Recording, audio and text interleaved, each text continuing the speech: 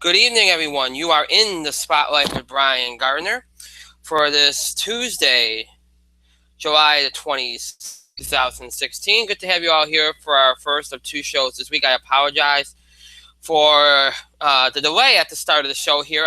My sound was not on initially, so I had to make sure that that was rectified. So I apologize for that awkward start here.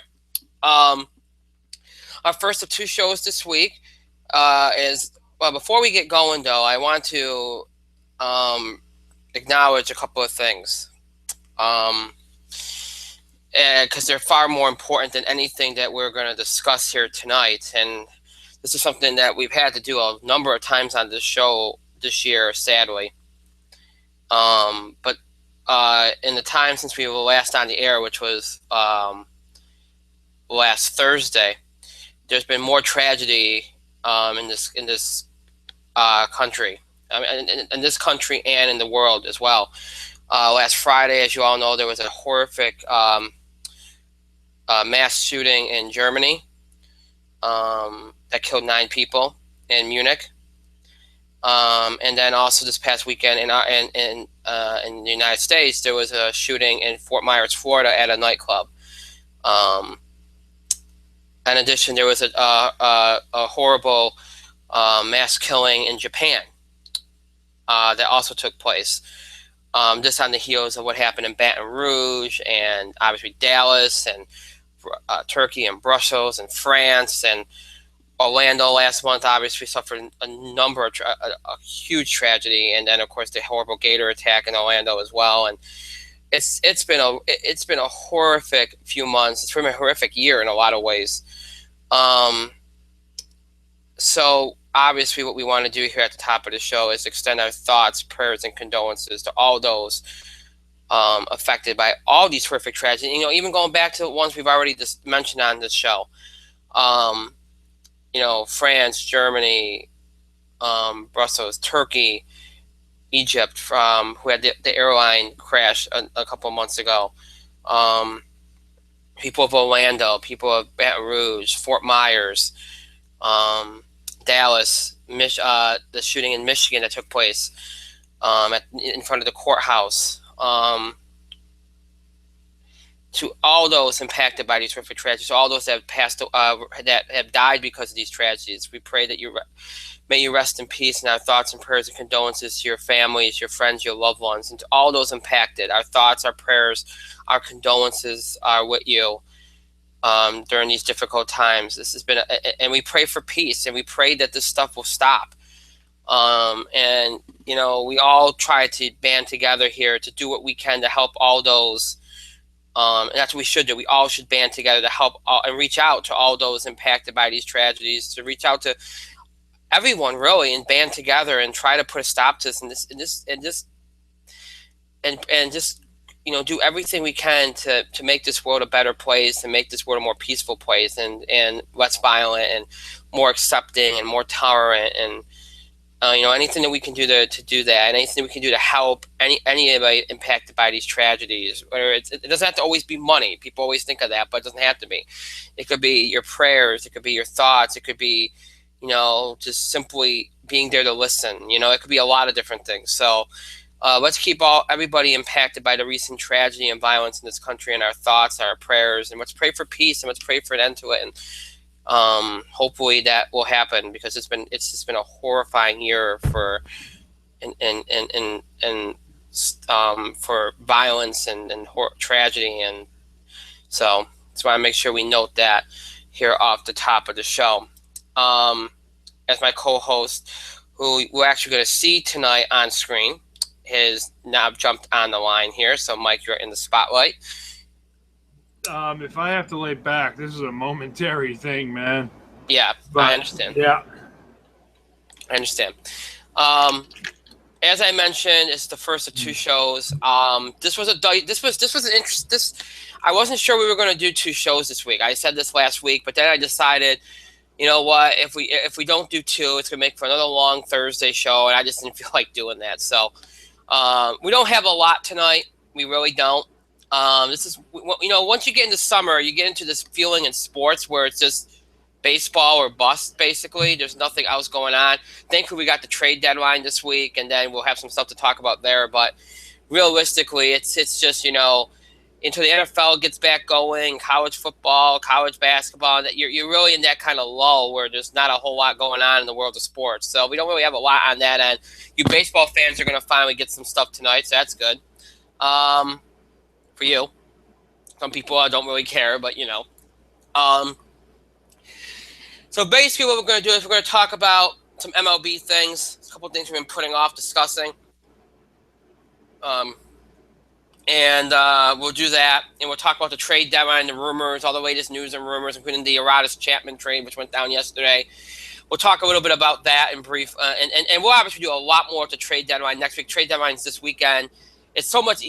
This has not been a very active trade deadline so far, and maybe we'll talk about why. But I think it's gonna be. I just think it's just taking a while to develop. So it's not really a lot of rumors out there. There's not really a lot to talk about in that regard, as there usually would be prior to said trade deadline. So, but we'll talk a little bit about that here tonight. Obviously, we'll talk more about it after the fact, because I think this is gonna be one of those things where things get pick up once you get to the deadline. So, obviously, next week we'll have some stuff to talk about there. In the rest of the show, we're just going to talk about wrestling. We're going to talk about Battleground, the fallout from Battleground, the fallout from Monday Night Raw, which had a great night last night, and the ratings reflected that. So we'll talk a little bit about that tonight. It's the first night of SmackDown Live. We don't want to spoil anything, but if anything big happens, we might toss something in there. We'll see. So that's going to be the show tonight. On Thursday, our entertainment show of the week, we'll give you all the information about the TV awards, give you everything you need to know, all the information, important dates, all that good stuff. Also, box office beat. And for our entertainment news segment on Thursday, we're going to talk about the big happenings at Comic-Con. There was a lot of things that happened, a lot of big news. We'll give our reactions to some of the panels, some of the more awkward panels. Looking at you, Walking Dead, because that was horrible. So we'll talk about all that stuff on Thursday. And then next week, I believe we will be on with 2 shows. I believe, yes, we will. So we're gonna have 2 shows next week. We're gonna have 2 shows the week after, and then we start our real late August preemption streak that we usually do, where we only have a show on Tuesdays, and then we preempt on Thursdays until we get to September. So that's the way of the land here as we go through this weekend, the next few weeks here. So more information as we go along, as always. All right, so let's get right down to it. Again, we're going to go into MLB tonight, and we will have, and you know what, I keep forgetting, we're going to have the Olympics to talk about as well coming up. So we'll have that, although that could be interesting in a lot of different ways than we would expect. And by the way, I want to also announce, I should bring this up too, because this is kind of it's not baseball, but it's news, and I don't know how many people are aware of it, but Amari Stoudemire announced his retirement today. That's surprising. So very surprising. So he's announced his retirement. A lot of people feel like he should have done that a number of years ago, because he just had injury after injury. But he held out, and he just announced his retirement today.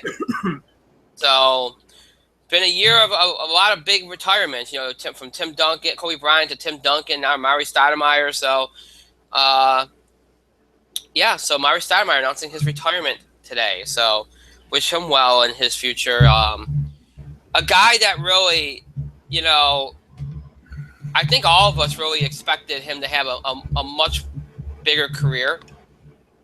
The guy just couldn't stay on the floor. And I know some people, I've read things over the years where a lot of people blame Mike D'Antoni and the Phoenix Suns style for hurting his longevity, because you know how fast the style was, how demanding the style was. You know what I mean? Yeah. A lot of people want to blame that style for why his career was shortened. I honestly don't know if that. I guess I could understand why people would gravitate towards that theory, but honestly, I really don't think that would. look, we all know sometimes you get, especially with post guys, a lot of them end up with bad knees eventually. Bad knees, bad back, and sometimes they can play through it for a long time, and sometimes they can't. It's just the way it is. So it is what it is, and you just wish. Look, he had a pretty decent career, so my thinking is if he hadn't gone to the Knicks, if he had gone to a team that he had more pieces around him, maybe he wouldn't have had so much demanded of him, and might have sustained his career longer too. So you can go a lot of different ways with that if you wish. Just a matter of which way you want to take it. So, but that is a piece of news that came out today that doesn't really have anything to do with baseball. All right. There was a trade in baseball today, since we're going to be talking about trades. Melvin Upton to the Toronto Blue Jays for a single-A prospect. The Padres basically swallowed all the money on this. Remember, the Padres were making big splashes, both in free agency and trade the season before this season here. And they pretty much were trying to move a lot of those guys last year, although they were closer to the wild cards. They didn't go crazy on fire sale, but they didn't. Now they've finally been able to get rid of a lot of these guys. They're also going to be moving Andrew Cashner soon. So, they're finally starting to get out from under some of these contracts here. And everybody wants to know, like, why did they even bother? Look, sometimes you just get, they had money to spend. They with the second wild card, they got into the hype, bought into the hype, and they just decided to go all in. And it didn't work out. It wasn't the right blend it wasn't the right chemistry. It wasn't the right blend of players. It happens. Okay, it happens. So, so you can expect the Padres to keep moving pieces. They're the only team that looks like they're having a legit fire sale right now, or at least trying to finish up a legit fire sale they kind of started last year. The belief and the biggest storyline of this season in baseball has been the Yankees and whether they would have a fire sale. It's been and that's the thing that I've been kind of putting off, not because I'm a Yankee fan, okay, but because I don't understand, and this goes for any team, okay? Last year, the Rangers and the Blue Jays were the teams that had this very long, drawn-out storyline of should they sell or should they not. Neither one did, and they both went to the playoffs. Now, we talked about this last year with the second wild card. Some teams just stay in it and stay in denial longer than they should. We all know that, okay? That's a given. All right? But you really have to judge these things on a couple of criteria. Number one, how far out are you? I would say for the second wild card, if you're within 8 games, you have a chance. Because, look, the reason we all know that with 162 games in baseball and the way these teams are built now and how streaky baseball is now, aside from maybe 4 or 5 teams every year, there's a very good chance one of those teams that are in the wild card hunt, one of those teams that are currently like leading the wild card hunt, is going to drop out. All these teams that are in the wild card hunt are streaky teams. That's the reason why they're in the wild card hunt and not in the division hunt. Okay? So a lot of these teams are going to drop back and forth, and you're going to have a chance if you make a push, maybe make a couple of moves to leapfrog them. So if you're within 8 games, I don't think you necessarily have to have a fire sale or give up your season. Okay? That's one thing I look for. Second thing you look for, what's the makeup of your team? How many holes do you have in your team? Do you have one area of deficiency, 2 areas of deficiency, or do you have several? If you have several, it might not be worth it. There's no way you're going to be able to plug that many holes in halfway through the season. If it's one thing or maybe just 2 things, then you can say, all right, we can make a deal here, and we can go for it. That's what Toronto did last year. That's what Texas did last year. So that's the other thing. The third thing is schedule. How many home games do you have left? How many games versus your division or the teams in front of you do you have left? Let's think about Toronto last year. One of the reasons why they went all in was they thought they were a better team than they showed. They thought they were a better team than they showed. And they figured with a couple of pieces, they could be even better. But they also saw they had a lot of games left with the Yankees, a lot of games left with the Red Sox, the Orioles, the teams in front of them. In addition to that, they had a little bit more outside of the division. They had a little bit of a softer schedule. They had a lot of home games. Same thing with Texas. So they knew this schedule played to them if they made a big push and they got things going in the right direction and played up to the way they were capable of and maybe added a piece here and there, they knew they could get back in it.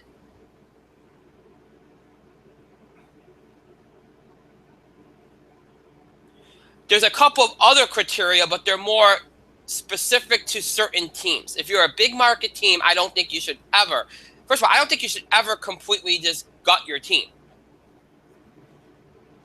Because it's a horrible business decision. And that's not to say that you don't get rid of a lot of pieces. If you're an aging team and you got a lot of pieces and you just want to start over, you can start over without completely just taking everybody out of your lineup. You can do that.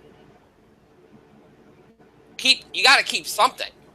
You have to have some kind of identity. You can have a fire sale without completely destroying your team. Just get rid of the expiring contracts and get something back for them, for the most part. But if you're a big market team, I don't think you should ever, ever, ever totally give up on your season, unless you're so far out you're not relevant. Within 8 games, you're relevant. Sorry, you are. Unless it's September 1st, but even then, we've seen teams come back from that late. So, who knows?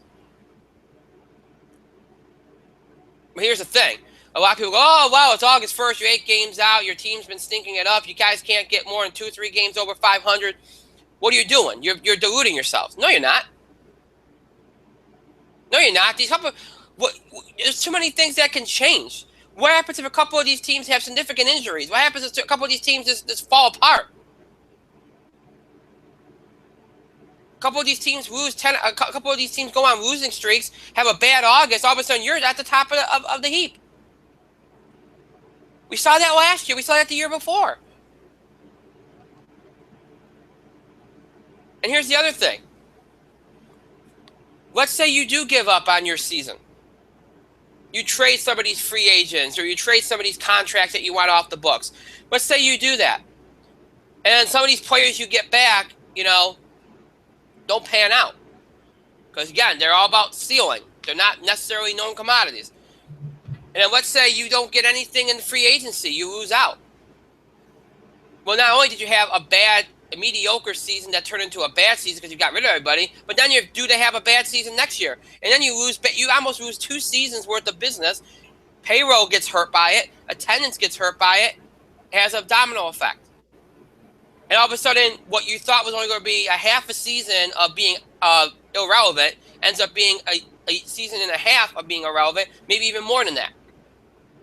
That's why you don't do it. Not for prospects. I'm sorry, you don't do it. Maybe for major league talent, you do it. For known commodities, you do it. For sure. But not for prospects, you don't. Not if you're a big market, you don't. And that's the situation if you're the Yankees that you're in. All the focus has been on the Yankees. There's other teams that should be selling. The White Sox should be selling. The Padres should be selling, and they are. To a degree, maybe you could say Tampa should be maybe a little. Maybe. Anaheim probably should be selling a few guys. I don't know if there's a definite team out there that should be having a total fire sale, including the Yankees.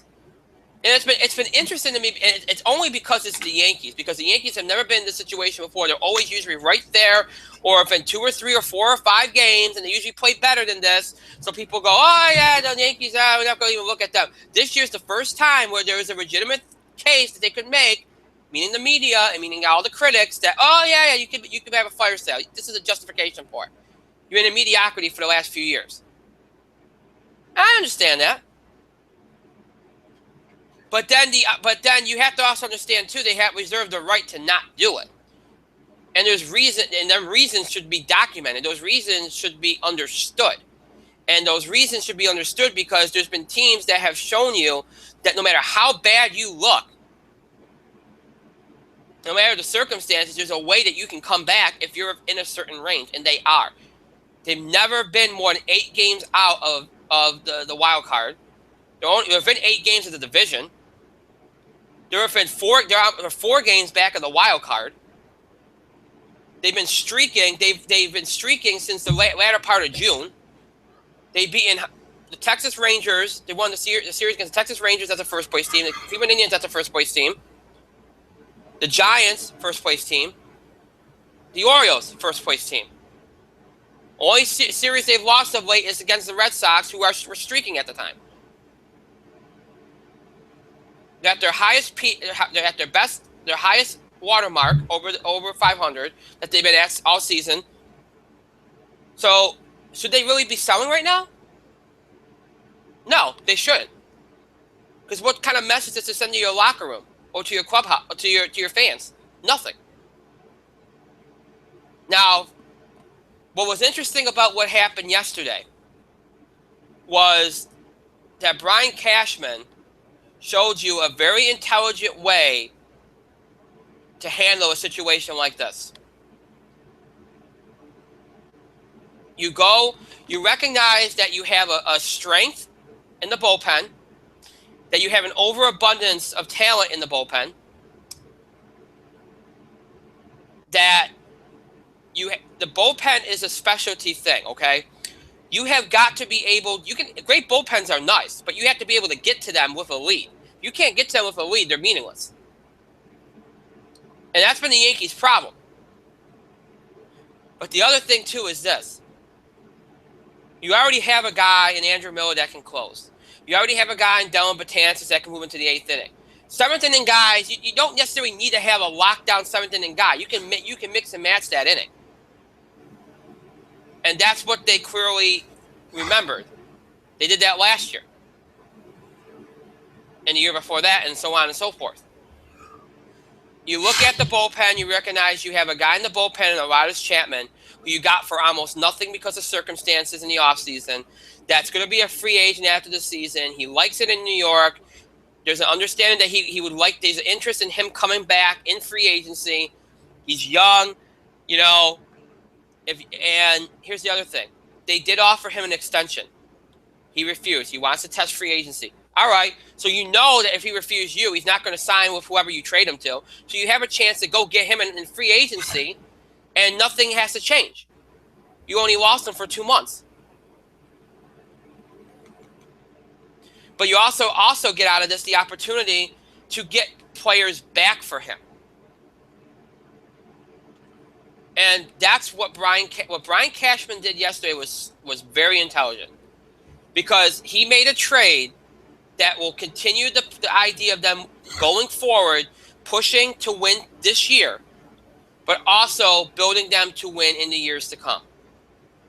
Because he can go get Aroldis Chapman back in free agency.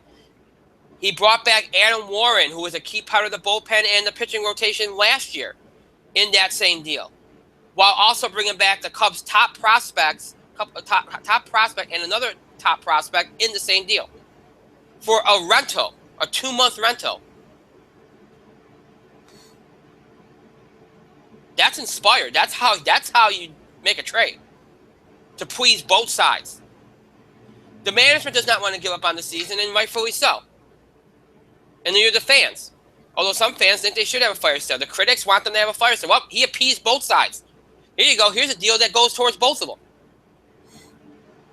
It was a brilliant move. And now the only trades that the Yankees won last night again. The only trades they're really interested in making right now, the first people they're looking at are free agents. They're looking at moving Ivan Nova. If they fall out of it, let's say they lose 3 or 4 in a row, 3 or 4 this week, they're going to be out of it. Then they might make more moves. But they're only looking at free agents to be Carlos Beltran. You know, Mark Teixeira they're going to probably let go of. But they're only looking at free agents to move because they don't want to be totally rebuilding for the next 2-3 years, like some people think they should be. And that's a smart way to look at it. They're towing a line. And in reality, if you look back at the last couple of seasons, they've been towing that line, where they've been making moves for the future, but also moves for right now. It's because they're the Yankees and they don't want to totally rebuild. And it's been an inspired move. It really has been. So I think it was a great deal what they did yesterday, and it was a blockbuster. Look, and everybody's gonna go out crazy about the Cubs. Oh, Theo Epstein got screwed over. He gave up too much. It's a rental. He shouldn't give up that much once he got an extension. Look, the Cubs haven't won a World Series, and we all know how long. Okay, the one problem they had was their bullpen. They made 2 trades to rectify that, and they have. They don't have any holes in this team now. There's no excuse. They should be the favorite to win the World Series.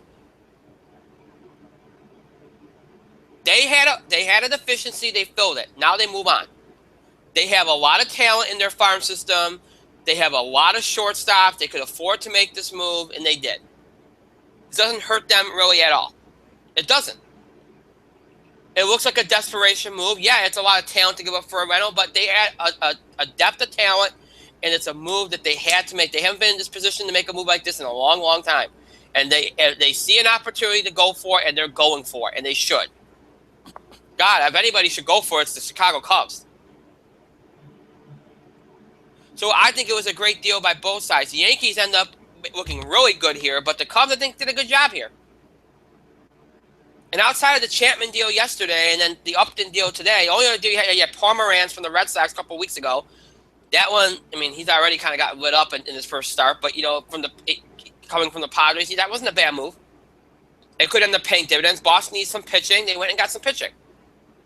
Other than that, there really hasn't been a whole lot. The Chapman deal I think was great.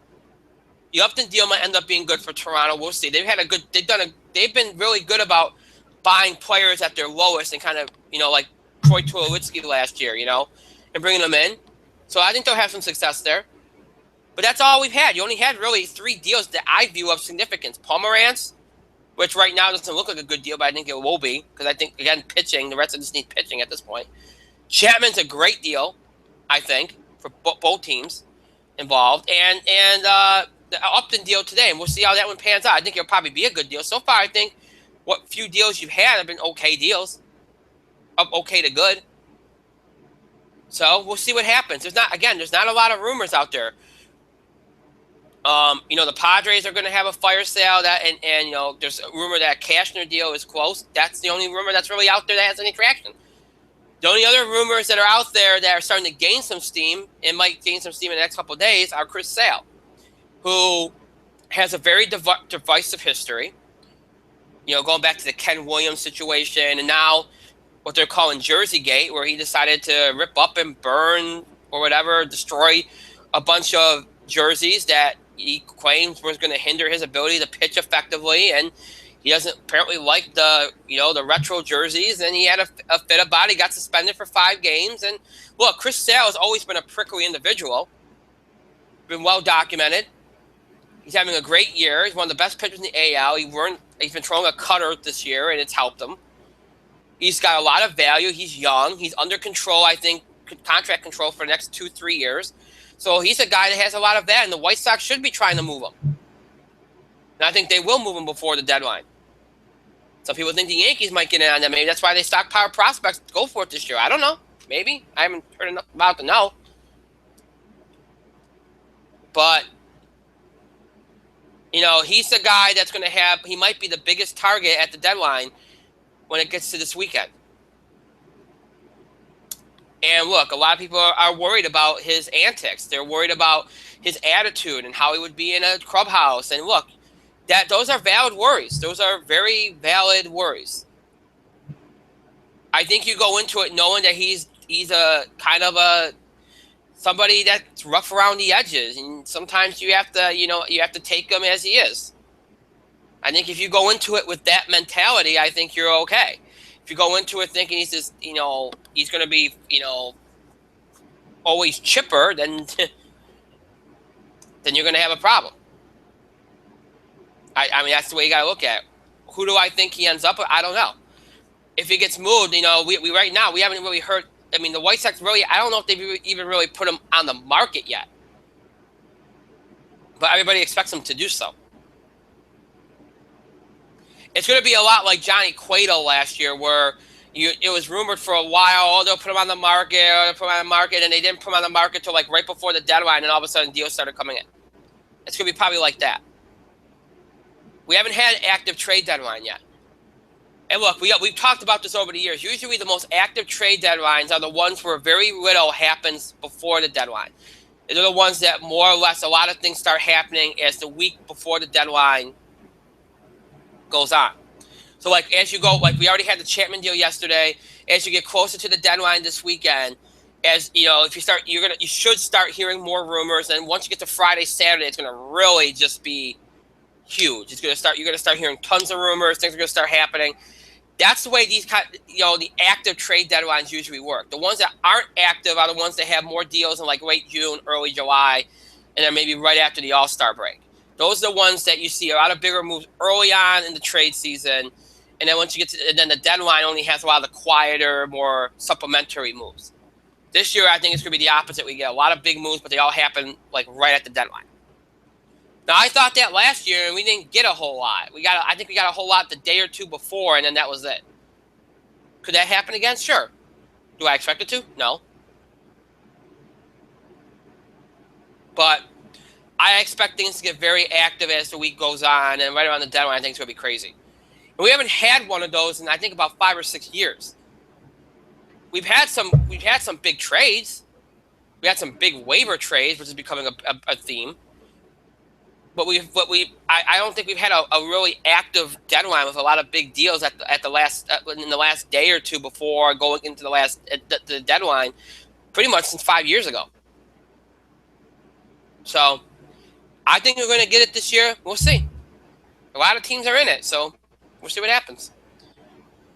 And that's really all I got. I mean, again, there's not a whole lot of rumors out there, and that's the only and the moves that have happened, the big ones anyway, are worth noting. We talked about, so that's all I got on it. And I even brought in the whole argument about buyers and sellers and stuff.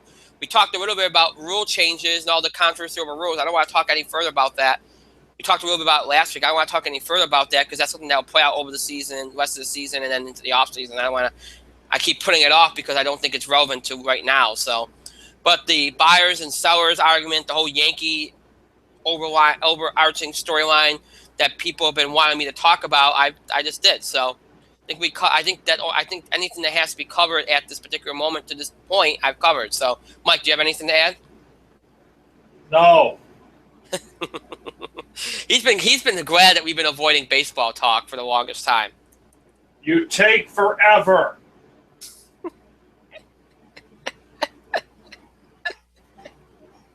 Oh my God! There was a really good echo on that really came off pretty awesome. Just gonna say that, but anyway. All right, so now we move on. We move on to wrestling, and first we were going to talk about Battleground. Which took place on Sunday, and for a B pay-per-view, I think it was pretty much the second B pay-per-view in a row. You know, Money in the Bank, I think it's like an A pay-per-view in a lot of ways, but it was the second pay-per-view in a row that really was pretty good. Great matches, including the Owens-Zayn match, which was probably a match of the year, or at the very least a match of the year candidate. And the Shield triple threat, which lived up to all the hype and had the right result and an expected result. I mean, I guess the only other thing that you could have really expected was a double pin with Rollins and Ambrose. But in that, went about his according to plan, big celebration, you know, and I guess the whole brand split thing added something to it. Everything else was pretty straightforward. You know, I think all the right results, and you had the Bayley as Sasha's partner thing, which was predictable, but it was still a good moment. All in all, I thought it was a very, very good event. I thought it was very, very, very well. And, you know, the thing you take away from it is, you know, I mean, the big match that everybody thought that didn't deserve to be on this card should have been on a more important pay-per-view, lived up to the hype. You know, I think that's the thing you take away from it. Mike, what are your thoughts on Battleground from Sunday? Oh, God, I get to talk now? Oh, my gosh, what did I do to deserve this? Oh, my, no way. Well, I think of Battleground, it surpassed expectations. That's what I thought about Battleground. It was not a B pay-per-view. It was an A pay-per-view. Although I don't know where we go from here.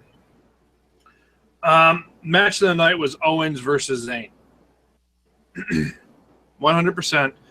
I don't agree with the result because I saved Zayn's big win for a bigger moment and a bigger stage. I think Owens probably should have won here. Because I feel like, let's say you did this match at WrestleMania for the title, and Owens has won every match, every encounter up to that point. Yeah. Suddenly, it's a bigger moment for Sami Zayn to finally overcome his most bitter rival for the biggest championship in WWE. Now, let me just say the WWE Universal Title is a stupid name for a belt, but that's what we got to deal with. So, I think they blew their load on that one really quick.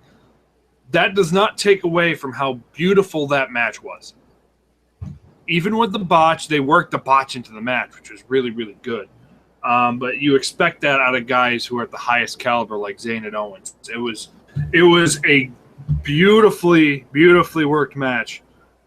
It was unfortunate that all right, it's not unfortunate. It was the wrong thing. I feel like sometimes they have to like, oh well, Owens is going to be protected, so he wasn't really protected here. He gave Sami Zayn a clean win. But I feel like it should have been Owens here. Probably should have won with the pop-up powerbomb. And you save that for the bigger stage. Right. Because now let's say this match happens on the biggest stage. Well, suddenly Owens probably wins. Because now Owens needs the wins. You should probably put your headphones in because I'm getting feedback. What? I'm actually waiting to hear myself talk. My headphones are in, dude.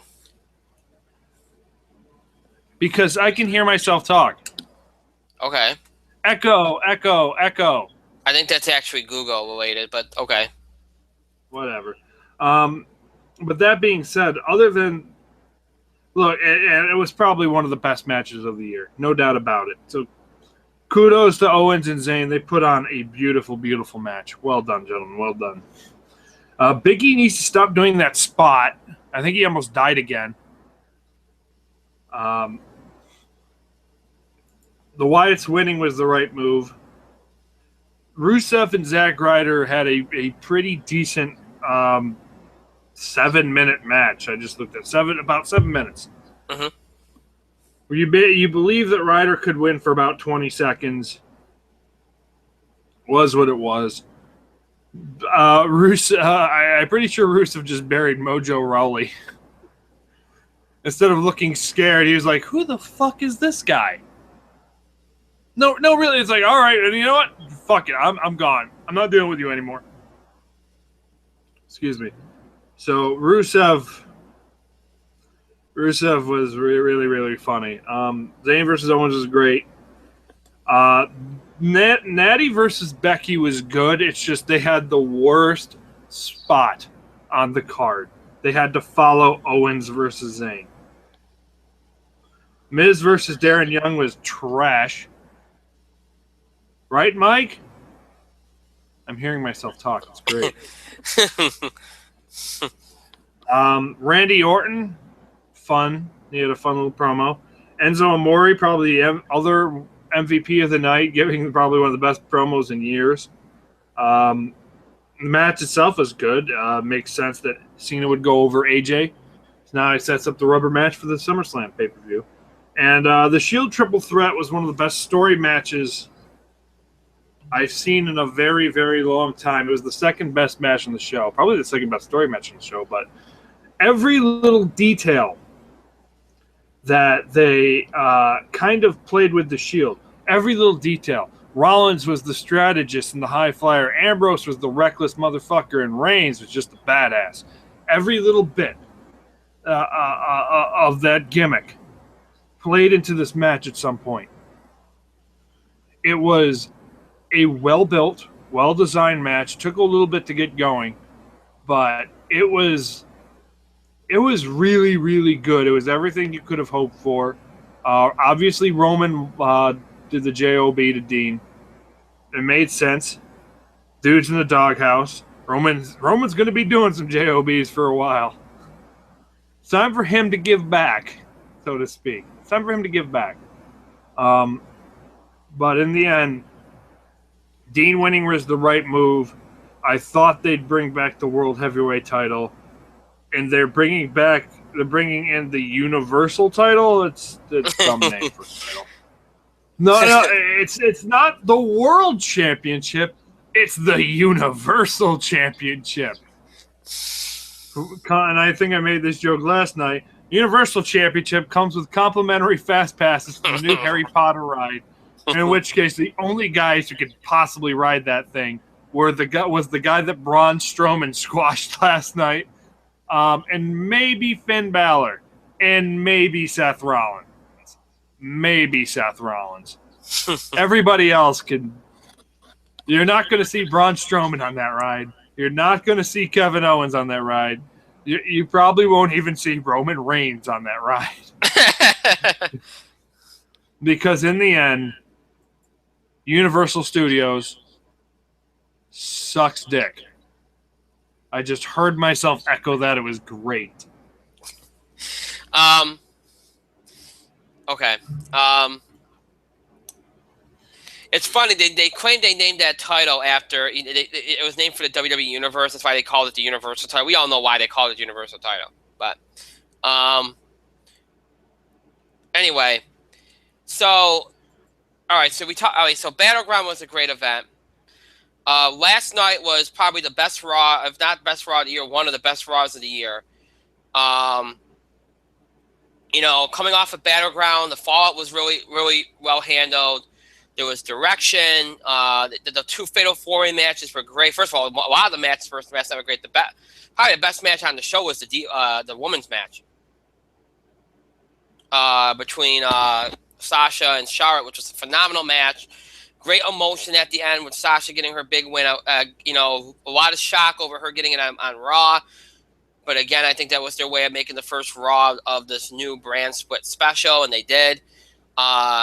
You had the two Fatal 4-Way matches, which were great, and then Finn Balor, Roman Reigns, which was an amazing match. And again, Roman did the job, and it became abundantly clear. I think it became clear like right before that the end of the match that Roman was going to lose that match, because they were laying it on pretty thick that Roman was going to win the match. So it is what it is. He's like Mike said, they're dropping him down the card a little bit. He's going to be like an upper mid-card guy for a little while. And that's just the way they're going to handle it for right now. Because that's kind of like his punishment, So it is what it is. But, but great matches all over the show. Great direction. You had debut match for Nia Jax. And then Braun Strowman got his kind of like singles kind of reintroduction in a way, and they're back to using enhancement talent again, which I think is good in small bites. Last night it was all about wrestling, and stories progressed, and everything just felt cohesive. The whole show felt like it wasn't rewritten on the fly for once. It was a good show last night. Oh, and just going back to Battleground, not to jump around here, but also you had the Orton Jericho segment, which was very funny from Battleground. Including Randy Orton's line to Brock about enhancement. So that was funny. But going back to Raw last night, a great show. And I think, Mike, you alluded to some of Raw last night, but do you have anything to add? I walked into Raw thinking that the SummerSlam main event for the WWE Universal Title Wink. I'm surprised. I won't be surprised if there's a peacock on that thing.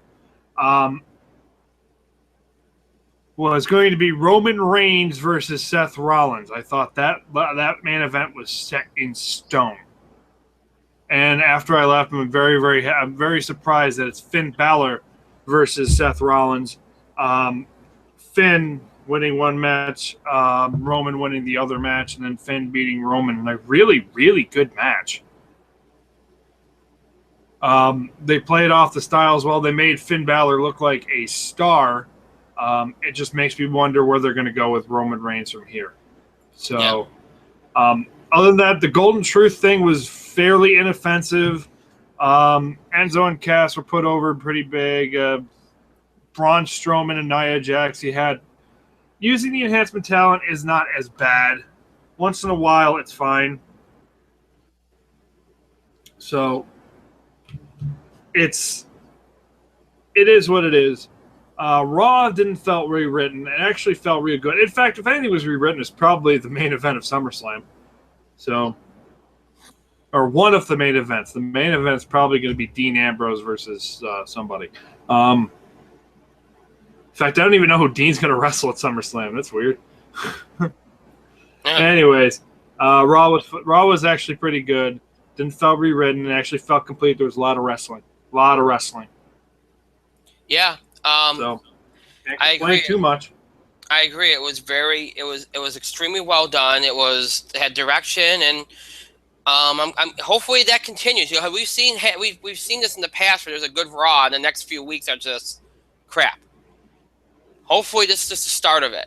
I know they were sending surveys out to some people today, them being WWE, asking them questions about the women's match last night and how they felt about it, and so hopefully that they get some good feedback there and it helps them in the future.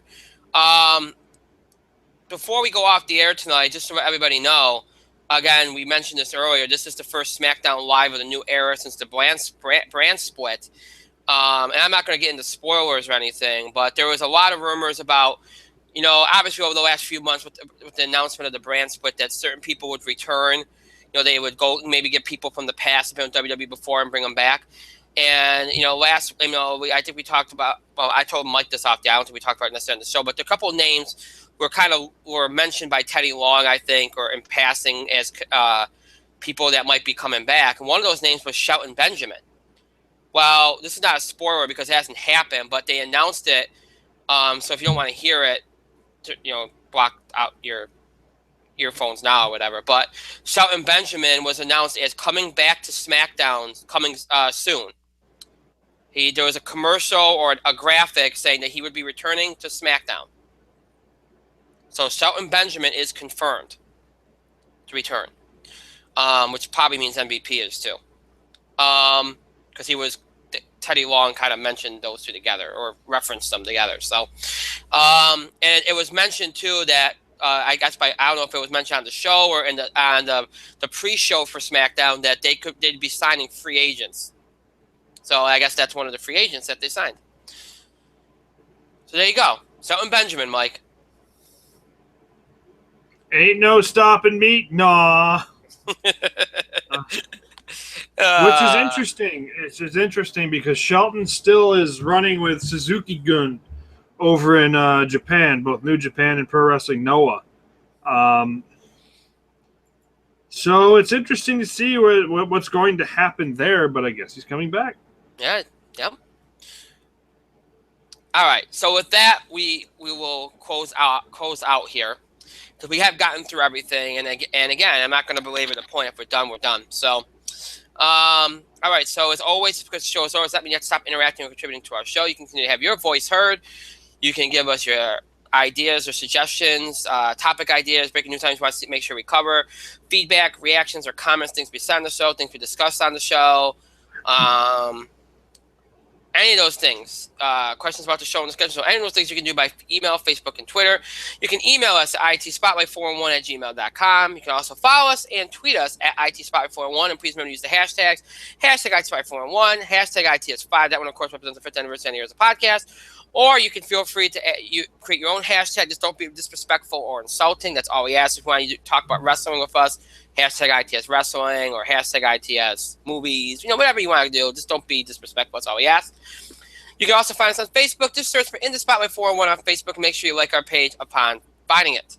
We encourage you to follow us on Facebook and Twitter for the latest information about our show, especially as it relates to scheduling. If there's any last-minute delays or postponements, that's the best way that we can reach you all, or right then and there. So you want to make sure you check us out on social media. If you'd like to keep up with our show or go back and check out old episodes or catch up on episodes, whatever the case may be, you have a couple ways in which to do that. If you're a fan of streaming and you like seeing us on screen and you're more interested in our more recent episodes, in particular everything from mid-October until tonight's episode, tonight being the most recent episode, then you want to look for us on Google Plus and YouTube. Just search for In the Spotlight 401, and you'll have access to every episode we've ever produced for Google Plus and YouTube, which is everything from mid-October all the way up into tonight's episode. They're all in order on both sites, on the main pages on both sites, in order from the most recent to the oldest for you. So whether you missed a part of an episode, want to check out an episode again, or maybe you missed an episode entirely, it's something related to Google Plus or YouTube, then you can catch up or check out episodes again or check out whatever you missed right here on Google Plus and YouTube. Just search for In the Spotlight 411. If you're more of a fan of audio podcasting, or maybe you're more interested in older episodes of our show, whatever the case, you can also check us out on our main host sites, Podbean and iTunes. Just search for In the Spotlight 401 on both sites. And you'll have access to every episode we've ever done. This is not just Google Plus and YouTube episodes. This is everything from our days when we first started on Blog Talk Radio 5 years ago to our run on TalkShoe and Libsyn, and also now our run on Google Plus and YouTube. All Google Plus YouTube episodes are transferred over into audio files on Podbean and iTunes. So you have every episode we've ever done, everything from October 2010 all the way up until tonight, in order from most recent to the oldest on both Podbean and iTunes. You can find all those episodes there. So maybe you're a new fan and never got the chance to see those older episodes from the last 5 years. You want to see what they're all about. Or you're a current fan and wants to watch those you're a longtime fan and wants to watch those episodes again, or maybe just missed an episode, a recent episode and want to catch up. Whatever the case, you can check us out on Podbean and iTunes as well. Just search for In the Spotlight 401. So Google Plus, YouTube, Podbean, iTunes are all the ways which you can keep up with our show and check out episodes again and again. The funny thing is, I didn't mention any of the Facebook social media stuff at the start of the show, or the email stuff, which is, I've been forgetting that quite a bit lately, so I apologize for that. My bad for that. It was a quick show anyway, so we didn't really do too much fan involvement, but still, I apologize for that. All right, so with that being said, I want to thank Mike for being here tonight. Thank you, Mike. Time for bed. Well, not really. I want to thank myself for another great time. Thank myself for another great show. Pat myself on the back, and thank all of you for your continued support and your contributions to the show. Thank you so much for watching. To those that will be listening later, thank you to you as well. We do appreciate it. With that, we are done for tonight. Our next show, again, our second show of the week, this coming Thursday, which is July the 28th, broadcasting and streaming live here on Google Plus and YouTube at 8 o'clock p.m. Eastern Time. That will be our entertainment show this week. Again, it'll be a big show for us as we make all the announcements related to the TV awards for this year, which will be taking place this September. We'll give you all the information you need, rules, important dates, all the information you need. We start the process Thursday, so you want to make sure you tune in for that. Also, keep this in mind, too. We'll be talking about San Diego Comic-Con, all the big developments from there. All the panels, all that stuff. We're doing all reactions to all that stuff on Thursday. And, of course, as usual, our box office beat for this week. All that coming at you this coming Thursday. So it'll be a big show. Make sure you tune in for that. So until then, I hope you have a great night, a great Wednesday, and, of course, a great Thursday. We'll see you back here Thursday night, this coming Thursday night, July the 28th, broadcasting and streaming live here on Google Plus and YouTube at 8 o'clock p.m. Eastern Time. Until then, I hope you all have a great night, everyone. Good night.